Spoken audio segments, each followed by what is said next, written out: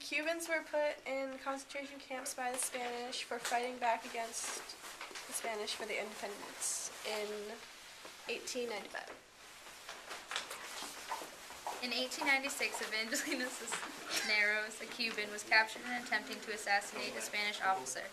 She was imprisoned by the Spanish officers. At first, Evangelina faced a 20-year prison sentence, but when the American press heard of this incarceration, they sent news articles to notify the American people on October 8, 1897. Women and some men contacted the Queen Regent to request the freedom of Evangelina. After a long time of this, they decided to send people over and rescue her in 1897. They succeeded by freeing her from the prison. After she hid for 2 days being smuggled onto a ship and sent to America to be with the American people. Officials and those who took part in the rescue showed her off to America as a small victory. They did this by bringing her to parties and to see the president, to tell her stories and explain the treatment she had witnessed while being under Spanish rule. She spoke of experiencing harsh and harmful treatments towards her and other Cubans by the Spanish authorities. They used her in the story to promote the American-Spanish War and show how harsh the Spanish are. These reports made by the American people were an example of yellow journalism. The USS Maine was the first Navy ship to be named for the state of Maine, and it was often used as a symbol of new Navy technology, leading parades of ships and appearing at ceremonial events as a show of power. In January 1898, the battleship Maine was sent to Cuba, supposedly as a friendly gesture. In fact, the ship was there to protect the interests of Americans in Cuba, as there was growing discomfort between the United States and Spain. The USS Maine exploded and sank on February 15, 1898, on the Havana harbor. For this, the United States newspapers blamed Spain. It was headed to Cuba to protect Americans there, and the probable cause was exploding coal dust. After that, in 24 April 1898, the United States declared war against the Spanish, accusing them to sink the U.S. Maine. The Tellerman was in April 9, 1898. The Tellerman was sponsored by Senator Henry Teller. It was first created because of the oncoming war against Spain, and it was to ensure that the U.S. would grant Cuba independence after the war. The Battle of Manila Bay happened on May 1st, 1898. It was during the Spanish-American War, and it took place in the Philippines.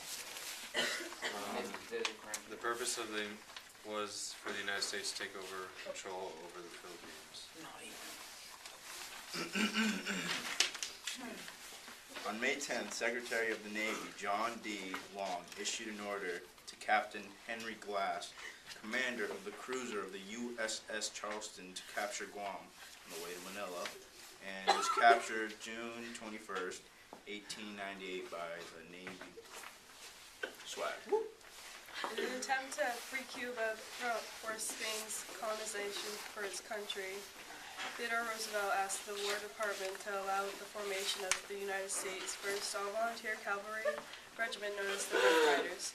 The regiment, consisting of over 1,250 men from all over the United States, was mainly composed of cowboys, Indians, and other Wild West types, and Ivy League athletes and aristocratic sportsmen from the East. The reason all of these people were chosen was because they were all expert horse riders and were in really good shape. So even though they were all volunteers, they were prepared to fight at the last minute. Although they were amazing riders, they were sent over to Cuba without their horses and didn't get them until later. The Rough Riders left for Cuba from Tampa on June 14, 1898, and arrived June 22nd in Daiquiri, Cuba. Alright, this is Brett. Hans, ours was on the Battle of Kettle and San Juan Hill. This is the diagram, we'll go into that later.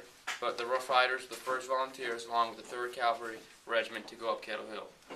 And it was on July 1st, 1898. The main objective was to upheave Spanish soldiers that were dug in at the top of Kettle Hill in Santiago, Cuba. So this is like Kettle Hill and San Juan Hill were kind of the same, but like they were separated by a valley. And like Kettle Hill was smaller than San Juan Hill. But yeah. And after the Rough Riders Rough Riders charged in, the Rough Riders charged in, and they were pretty much like the Russian guys, and didn't really, weren't tactical. They just tried to outnumber them with their amount of people they had. And when they reached the summit of Kettle Hill, they fought briefly to hand to hand with the Spanish defensive works. After the Spanish retreated, the first American soldier to reach the top of Kettle Hill was a sergeant, but his name was undocumented. The Rough Riders were focused by the press more than any other infantry, even though they really didn't do a lot of work. Well, they didn't there was more other parts of it, and the Rough Riders were among the troops in the right flank attacking Kettle Hill. So they were coming from that side, like that. And Colonel Roosevelt saw the battle on San Juan Hill. So they were on this side, and there was a valley right here. Okay, there's a valley right here, and they were like, "Oh my God, they're running out of people." Oh my God!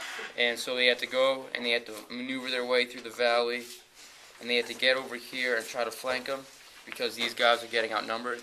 And then they saw the .30 Gatling gun, and this thing was just a big puppy, and it was going. We're done. And they won the battle.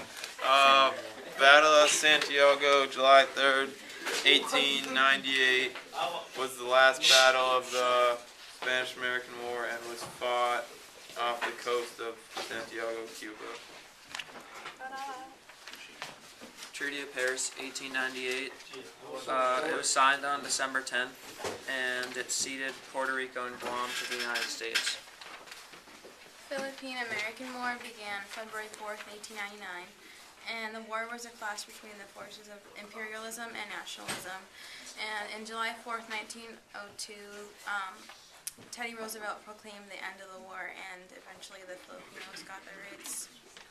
The Platt Amendment of 1901 stated that the U.S. had the rights to intervene in Cuban affairs. It was used once when the Cubans asked for U.S. military support, but it was later dissolved by Theodore Roosevelt as president. President McKinley was assassinated. I don't know. In 1901. In 1901. Ah.